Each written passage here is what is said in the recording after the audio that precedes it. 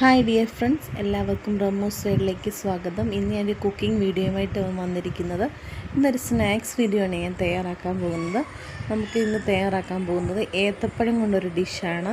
അതിന് വേണ്ടിയിട്ട് ഞാനിവിടെ 2 ഏത്തപ്പഴം എടുത്ത് വെച്ചിട്ടുണ്ട്. അത് നമുക്കൊരു 1/4 കപ്പ് പഞ്ചസാര, പിന്നെ 1 ടേബിൾ സ്പൂൺ പാല്, കുറച്ച് നട്ട്സ്, കുറച്ച് കിസ്മിസ്, പിന്നെ 2 മുട്ട, പിന്നെ ഏലക്ക പൊടിച്ചത്, പിന്നെ നെയ്യ്, പിന്നെ നമുക്ക് ആവശ്യമായിട്ടുള്ളതെന്ന് പറഞ്ഞു കഴിഞ്ഞാൽ കസ്റ്റേർഡ് വാനിലയുടെ പൗഡറാണ്.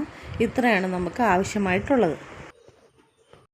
ഇനി നമുക്ക് നമ്മുടെ മുട്ടയും പഞ്ചസാരയും കൂടെ നമ്മുടെ മിക്സിയിലൊന്ന് അടിച്ചെടുക്കണം. അതിന് വേണ്ടിയിട്ട് ഞാനിവിടെ ഒരു ജാറിൽ 2 മുട്ടയും 1/4 കപ്പ് പഞ്ചസാരയും കൂടെ മിക്സിയുടെ ജാറിലേക്ക് ഇട്ടു. അതിനുശേഷം നമ്മൾ എടുത്ത് വെച്ചിരിക്കുന്ന ഏലക്ക പൊടിച്ചതും കൂടെ അതിലേക്ക് ആഡ് ചെയ്ത് കൊടുക്കുകയാണ്. പിന്നെ ഞാൻ പറഞ്ഞല്ലോ 1 ടേബിൾ സ്പൂൺ കസ്റ്റേർഡ് പൗഡറും കൂടെ നമ്മൾ ഇതിലേക്ക് ആഡ് ചെയ്യുകയാണ്.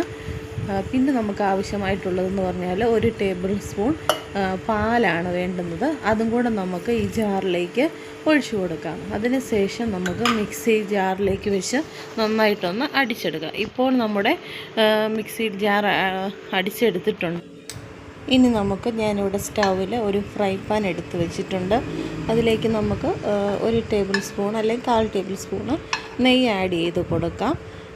നെയ്യ് അതിൽ സ്പൂണിൽ ഒന്ന് വരാനായിട്ട് കുറച്ച് സമയം എടുത്തു. അതാണ് നമ്മളിപ്പോൾ കാണുന്നത്. അതിനുശേഷം നമ്മൾ നെയ്യ് അതിലേക്ക് ഇട്ട് കൊടുത്ത് നെയ്യൊന്ന് ചൂടായിട്ട് വരുമ്പോഴത്തേന് നമുക്ക് കുറച്ച് നട്ട്സ് അതിലേക്ക് ഇട്ട് കൊടുക്കാം.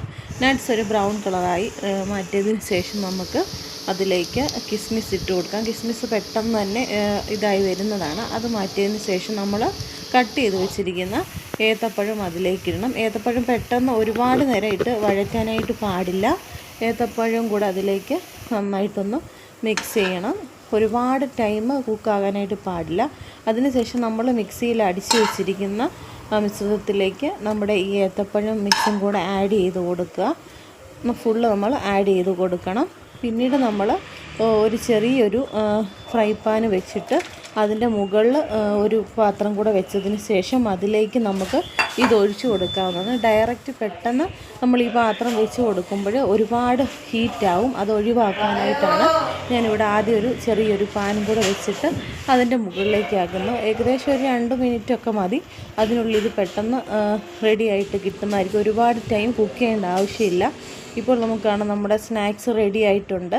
ഇപ്പോൾ ലിസയാണ് ടേസ്റ്റ് ചെയ്ത് നോക്കുക. നല്ല ടേസ്റ്റാണ്, നല്ല മധുരമൊക്കെ ഉള്ളതാണ്. മധുരമൊക്കെ ഇഷ്ടപ്പെടുന്നവർക്ക് ഇത് ട്രൈ ചെയ്ത് നോക്കാം. എല്ലാവരും ഇത് വീട്ടിൽ ട്രൈ ചെയ്ത് നോക്കണം. വീഡിയോ ഇഷ്ടപ്പെട്ടെങ്കിൽ ലൈക്ക് ചെയ്യണം, ഷെയർ ചെയ്യണം. അപ്പോൾ മറ്റൊരു മനോഹരമായ വീഡിയോയുമായി വീണ്ടും